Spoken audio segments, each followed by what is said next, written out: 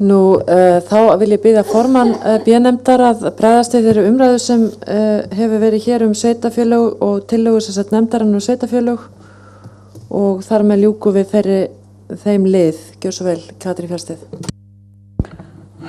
Fundarstjóri, góðir áheyrendur. Ég tek nú undir orðsumræðu hér að það hefur komið á óvart hvað umræðan hefur snúist, en hún nauðsynleg og mjög mikilvægt að sjónarmið allra komið fram hér. Það alveg ljóst að með þessum greinum meining B-nefndar að leggja fram tillögur sem stuðla því að styrkja undirstöðu þjóðfélagsins sem eru sveitarfélögin. Sveitarfélög á landinu eru núna 76 talsins, þeim hefur fækkað verulega á síðustu árum. Og nú ekki lengur krafa það að sé lágmarksfjöldi íbúa í sveitarfélagi, en það þeim frjálst að sameinast, það ekki lengur lögþvingað. En hvatinn fyrir hendi með þeim verkefnum sem hafa verið færð núna síðast til dæmis með málefnum fatlaðs fólks og haldi verkefnaflutningurinn áfram sem að ég hvet nú til og vonast eftir, að þá smám saman hækkar sá 100 hluti af heildartekjum hins opinbera sem fer til sveitarfélagana.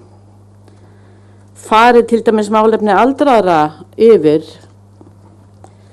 þá skilst mér að heildarhlutdeildin sé orðin rúmlega 40%.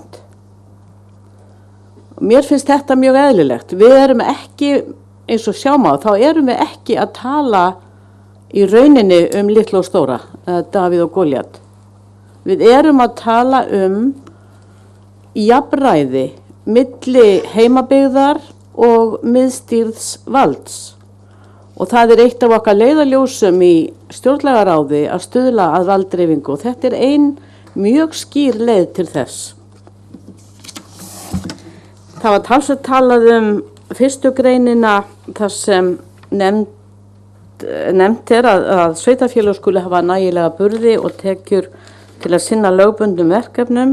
Guðmundur Gunnarsson gerði það og Pavel og Ari svaraði ágætlega og Gísli sömuleiðis. Það eins og ég var að segja áðan alveg ljóst að stærð sveitarfélaga skiptir máli og hvati til þess að þau sameinist af hinu góða. Við lítum svo á að þessi setning sé hvati til þess að sveitarfélög sameinist, til þess að þau hafi nægilega burði svo hægt sé að koma lögbundnum verkefnum til þeirra. Tekjurnar verða hins vegar að fylgja. Ég lít svo á að sveitarstjórnir séu undir ábyrgri stjórn, að sveitarstjórnir almennt séu ábyrgar gerða sinna og standi vel að verki þó að einstaka undantekningar geti auðvitað komið fram eins og nefnt hefur verið. En það einnig ljóst að fjármálum ríkisins ekki alltaf stjórnað fullkomlega.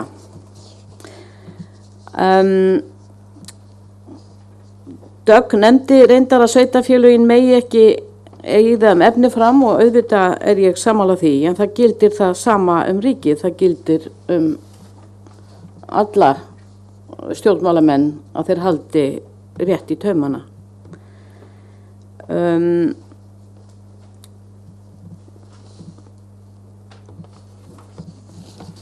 Sveitarstjórnarmenn frekar en aðrir stjórnmálamenn geta ekki hagað sér eins og þeim sýnist, það alveg ljóst.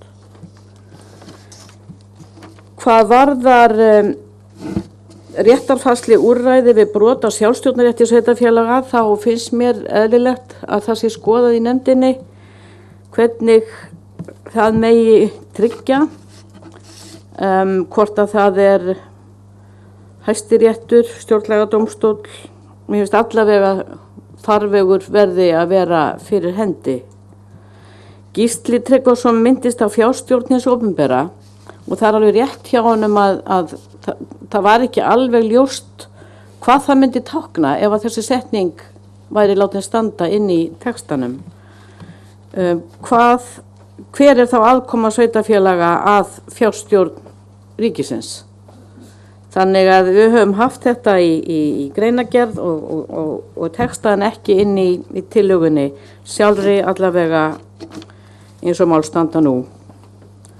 Hvað svokallaða nálægðarreglu varðar í annarri grein þá dreifræðisregla að mínu mati ennþá verra orð en grenndarregla langbest. En við auðvitað stjórnum ekki því hvernig þýðingamiðstöð finnur orðum stað. Það hins vegar rétt að það mætti gjarnan, og Katrín Oddsdóttir benti á það, að gera orðalagi skarpara. Við höfum svolítið barist við þetta orðalag og mér finnst ekki ennþá orðið fullkomið vegna þess að þessi grenndarregla eða nálægðarregla, hvað við viljum kalla hana, kveður í rauninni á það að verkefnunum skuli sinnt í héraði, skuli sinnt nálægt íbúunum nema það sé ekki hægt. Þannig að það alveg klárlega sett í fyrsta sæti að málum sé sinnt heima fyrir. Þar kemur þá auðvitað inn í hugsunin náttúruvernd og þar sem hagur allra íbúa landsins og jafnvel heimsbyggðarinnar getur skarast á við hagsmuni lítils svæðis. En það á náttúrulega engin fegurðina. Og að hafa forræði yfir náttúrufegurð á litlum stað, við verðum auðvitað að taka á því í stærra samhengi, heldur en kannski í kafla sveitarstjórnarmálin. Það má svo sem samt segja, ef maður lítur á litla og stóra, stundum hefur ríkið gengið yfir með offossi til þess að skaða umhverfi og náttúru sem lítill hreppur vill vernda. Þannig að á báða bóga, maður þarf að hugsa báða hliðar þessa máls. Í kaflanum, í greininum kosninga sveitarstjórna, það kom fram að við höfum gert ráð fyrir því að nánari fyrirmælum kjörgengi og kosningar kemur fram í almennum lögum, en ef mat manna það að það þurfi að tryggja þetta nánar í kafla sveitarstjórnir, þá mun ekki standa á okkur í nefndinni að huga því. Og svo kemur samráðskylda.